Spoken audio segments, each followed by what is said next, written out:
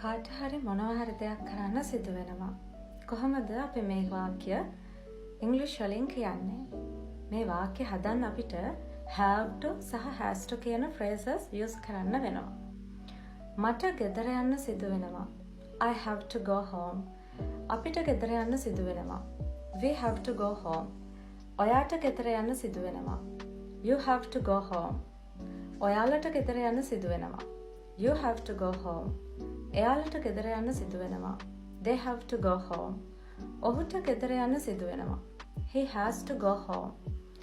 ඇයට ගෙදර යන්න සිදු වෙනවා. She has to go home. ඌට ගෙදර යන්න සිදු වෙනවා. It has to go home.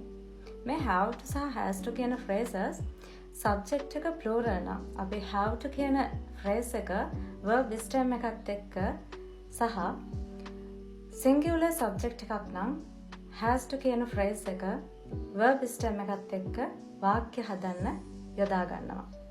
එහෙනම් ඔයාලත් අලුත් ක්‍රියාපද එහෙම නැත්නම් verb stems පාවිච්චි කරලා අලුත් වාක්‍ය හදන්න try කරන්න.